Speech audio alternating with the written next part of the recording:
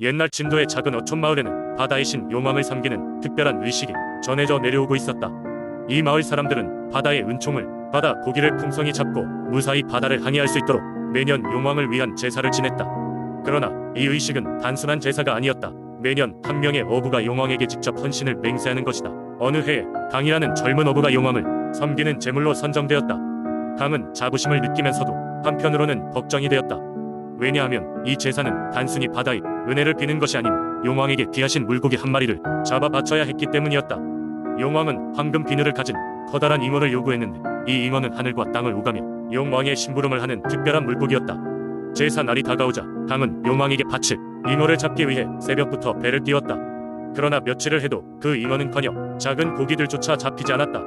낙담한 강은 바다 한가운데서 배 위에 앉아 용왕에게 기도를 드렸다. 용왕님, 당신께서 저를 선택하셨으니 이제 소망을 들어주십시오. 저에게 잉어를 잡을 수 있는 은혜를 베풀어 주세요. 그런데 기도를 마치고 눈을 떠보니 갑자기 바다의 물결이 잔잔해지고 하늘에서 빛나는 황금 비늘이 어른거렸다. 그때 물속에서 커다란 잉어 한 마리가 튀어올랐다. 강은 그 기회를 놓치지 않고 잉어를 안았다. 잉어는 강의 품속에서 가만히 있었다. 마치 운명적인 만남처럼 느껴졌다. 그렇게 강은 잉어를 무사히 마을로 가져갔고 제사는 성대하게 치러졌다. 마을의 어른들은 불례심으로 생각했다. 용왕은 마치 강의 진심에 응답이라도 한 듯했다. 강의 용기에 감복한 것인지 이후로도 그 마을은 고기잡이가 성공적으로 이루어졌고 사고도 없었다. 그러나 여기에서 이야기는 끝나지 않는다. 강은 어느 날 꿈을 꾸게 되었다. 꿈속에서 용왕이 나타나 말을 걸어왔다. 강아, 너는 나를 섬기고 큰 잉어를 바쳐 내 뜻을 좇아주었다. 이제는 내가 너에게 원하는 것이 있구나. 용왕은 강에게 안내하였다. 해안에서 바다로 펼쳐지는 어떤 길을 따라가라는 것이다. 강은 그 길을 따라가면서 바다 및 영궁에 도달하게 되었다. 영궁은 상상할 수 없을 만큼 아름다웠다. 자개로 장식된 궁전, 별처럼 빛나는 물고기들, 그리고 무엇보다도 용왕과 그의 가족들이 반갑게 맞이했다. 용왕은 마을의 질서와 번영을 위해 강에게 바닷속 지도를 주었다. 그 지도는 바다의 비밀과 위험을 피할 수 있는 길을 보여주었다. 강은 지도를 품에 안고 마을로 돌아왔고 그 지도를 통해 마을은 더욱 번영하였다. 사람들이 바다에서 안전하게 항해할 수 있게 되었고 풍요로운 수확이 지속되었다. 강은 그의 헌신과 용기를 통해 마을을 구원한 영웅으로 기억되었다.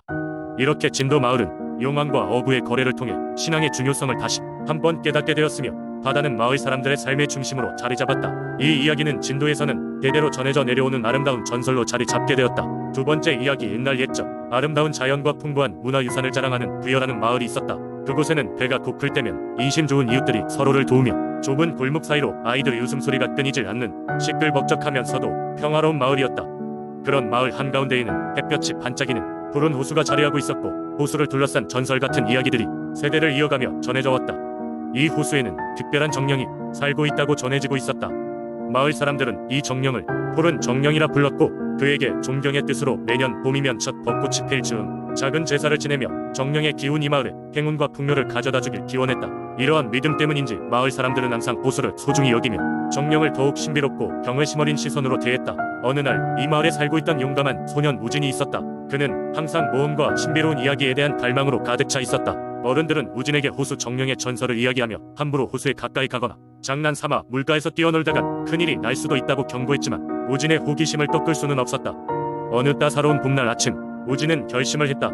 정령을 실제로 만나보겠다고. 그는 몰래 집을 나와 호수로 향했다. 호숫가는 마치 다른 세계에 온 듯 고요하고 평화로웠다. 우진은 잠시 망설였지만 이내 마음을 다잡고 더 안쪽으로 나아갔다. 그 순간 물결 위로 아련한 음성이 들려왔다. 누군가 나를 찾는구나. 인간의 아이여. 우진은 놀라 뒤돌아보았지만 주변에는 아무도 없었다. 심장은 두근거리고 다리는 점점 떨렸다. 그리고 곧 물속에서 푸른 빛이 뻗어나왔고 그러자 물결이 다시 잠잠해지면서 호수 한가운데에 비단 옷을 걸친 아름다운 여인의 형상이 떠오르기 시작했다. 그녀는 바로 정령이었다. 나는 이 호수를 수호하는 푸른 정령이란다. 인간의 아이가 나를 찾아오다니 무슨 일로 나를 부르는 것이냐? 라고 말했다. 우진은 정령의 존재를 확신하 자연신 고개를 조아리며 대답했다. 안녕하세요, 정령님. 저는 우진이라고 해요. 오래전부터 전설을 통해 당신을 알고 있었어요. 정말로 계신다고 믿지 않았는데 이렇게 실제로 뵙게 되어 영광이에요. 푸른 정령은 한순간 메말랐던 마음에 물을 주듯 마음이 따뜻해졌다. 그녀는 은은한 미소를 지으며 우진에게 다가왔다. 내게 이렇게까지 찾아오다니 내 용기에 박수를 쳐주마. 그리고 내가 호기심 하나로 이곳에 왔다는 건 잘못한 것이나 나쁜 것이 아니다. 다만 내가 꼭 알아야 할 것이 있다. 나의 기운은 마을의 의식이자 사람들이 믿음을 통해 유지된다. 그 믿음을 저버리지 않는 이상 나는 언제든지 너희의 동반자로 남을 것이다. 우지는 정령의 말에 깊이 감동했고 이 이야기를 마을로 돌아가 사람들에게 전하며 경외심과 존경이 감정을 그들에게 전하기 시작했다. 그날 이후로 우지는 오랫동안 마을 사람들에게 푸른 정령의 메신저라고 불리며 마을 전통을 이어가는 데 큰 기여를 했다. 이 이야기는 오늘날까지도 구열을 찾는 사람들에게 전해지며 호수를 찾아오는 이들에게도 정령과의 소중한 만남을 기대하게 한다.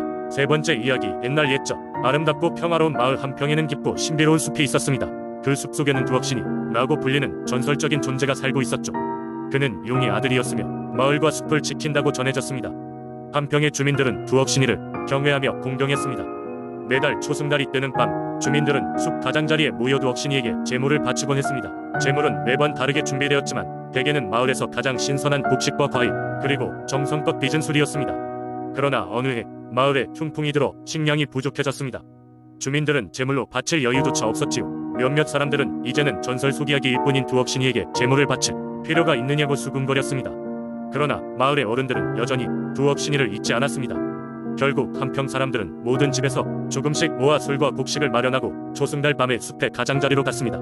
그날 밤 숲은 무척이나 고요했습니다. 어두운 숲 속에 나무들이 그늘진 그림자를 들이우고 있었고 바람이 살랑이며 나뭇잎을 흔들고 있었지요. 마을의 어른이 제물을 숲 속에 놓고 돌아섰을 때였습니다. 갑자기 큰 폭포 소리가 숲속 깊은 곳에서 들려왔습니다. 동시에 숲속에서 한 줄기 빛이 비치며 길을 밝히더니 두억신이가 나타났습니다. 두억신이는 길고 우아한 모습으로 그의 눈에서는 금빛 광채가 흐르고 있었습니다. 그는 마을 주민들에게 다가와 부드럽게 말했습니다. 너희의 정성 어린 마음을 받들어 나는 앞으로도 너희 마을을 지킬 것이니라. 하지만 앞으로 재물을 걱정하지 말고 너희의 마음속 정성과 선행만을 간직하라. 그날 이후로 한평 사람들은 두억신이를 위한 재물을 직접 바치는 대신 서로에게 선행과 사랑을 베풀며 살아갔습니다. 한평 마을은 번성하였고 마을 사람들은 두억신이의 보호 아래에서 기쁨과 평화로운 삶을 이어갔습니다. 두억신이와의 약속은 그때 이후로 한평 주민들 사이에서 전해져 내려왔으며 두억신이는 여전히 이따금씩 숲속 어딘가에서 숲을 지키고 있다는 믿음은 변함이 없었습니다. 네 번째 이야기. 옛날 옛적 사천의 장산에는 바람의 신이 살고 있었다고 합니다. 이 바람의 신은 그 이름에 걸맞게 언제나 산을 휘감는 강한 바람을 일으켜 지역 사람들을 놀라게 했습니다. 설화에 따르면 이 바람의 신은 주로 평화롭게 산속에서 시간을 보냈지만 가끔씩 호기심으로 마을에 내려와 인간들과 특별한 인연을 맺었습니다.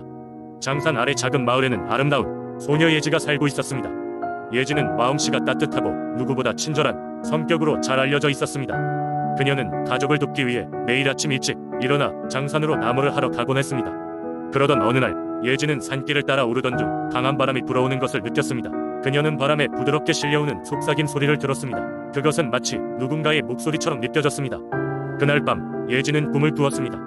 꿈속에서 장산의 바람이 그녀에게 말을 걸었습니다. 안녕 예지야. 난 이곳의 바람의 신이야. 난 내가 매일 산을 오르는 것을 봐왔어.